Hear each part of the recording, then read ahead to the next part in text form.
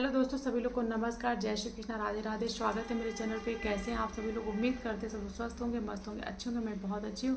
दोस्तों, आज की जो वीडियो है, भादो माह के शुक्ल पक्ष की एकादशी कब पड़ रही है, इसके क्या नियम है, क्या करना चाहिए, क्या नहीं करना चाहिए, नहाए खाए से लेकर के और पारण तक की संपूर्ण जानकारी इस वीडियो के माध्यम से आप लोग को मिलने वाली है। तो वीडियो में पूरा आप लोग बनेगा, वीडियो को पूरा वॉच करिएगा। जितने नए लोग हैं चैनल को सब्सक्राइब करके बेल आइकन को प्रेस कर लीजिएगा। तो चलिए वीडियो स्टार्ट करते हैं। भादो माह के शुक्ल पक्ष की एकादशी कब पड़ रही है, इसके क्या क्या नियम है। कहा जाता है ये जो एकादशी होती है ये कृष्ण जन्माष्टमी के 18वें दिन पड़ती है। कहा जाता है कि इसी दिन माँ जसोदा जी ने घाट पूजन की थी और कहीं कहीं कुआं पूजन भी कहा जाता है। इसी दिन जो हमारे भगवान विष्णु हैं चतुर्मास के योग निद्रा में रहते हैं और इसी दिन भगवान विष्णु जो है करवट बदलते हैं, इसलिए इसे परिवर्तनीय एकादशी भी कहा जाता है। एकादशी के 3 दिवसीय नियम होते हैं, बड़े कठिन नियम होते हैं एकादशी के। दशमी के दिन अपने बाल वगैरह धुल लेना चाहिए। एकादशी के दिन बाल ना धुले तो ही सही है। एकादशी के दिन बाल नहीं धुलना चाहिए।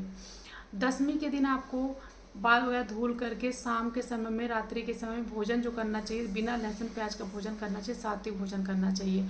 कुछ लोग सूर्यास्त के पहले ही भोजन कर लेते हैं और कुछ लोग सूर्यास्त के बाद करना चाहिए। ऐसा कुछ नहीं है, आप लोग सूर्यास्त के बाद भी भोजन कर सकते हैं, लेकिन बिना लहसुन प्याज का ही भोजन करिए तो अच्छा। एकादशी के दिन सुबह में उठिए, नहा धो करके स्वस्थ वस्त्र पहन करके, इस दिन भगवान विष्णु की पूजा की जाती है। उनको पीले पुष्प चढ़ाइए, पीले वस्त्र पहनाइए। अन्न का भोग बिल्कुल मत लगाइएगा भगवान जी को।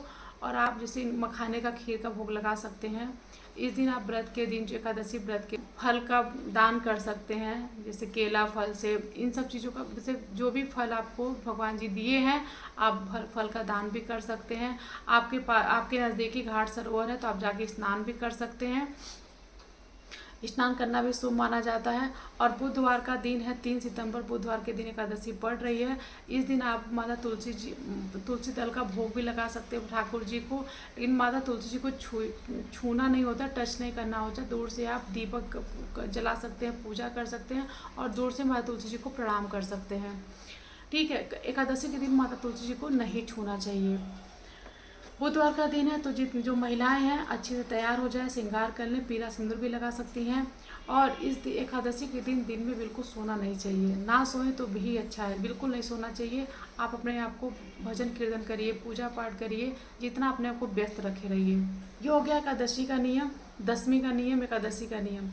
द्वादशी के दिन जो होता है, पारण का क्या नियम है, तो सुबह में नहा धोकर स्वच्छ वस्त्र पहन करके, पूजा पाठ कर करके, और इसी दिन कहते हैं कि किसी को मतलब किसी ब्राह्मण को भोजन कराइए, किसी भूखे को भोजन कराइए।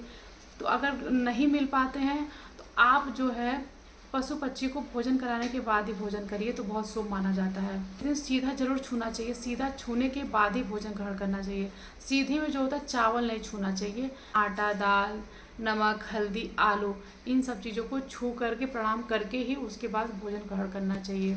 और इस दिन जो होता है बिना लहसुन प्याज की सब्जी, ठीक है, और आप जो है सरसों के तेल में सब्जी, बिल्कुल इन सब चीज़ों का सेवन नहीं करना चाहिए। द्वादशी के दिन भी आपको सिर्फ एक बार भोजन करना होता है, दिन में सिर्फ एक बार भोजन किया जाता है। फिर शाम को ही आप भोजन में चावल भी खा सकते हैं, प्याज लहसुन भी खा सकते हैं, सरसों तेल की सब्जी भी खा सकते हैं।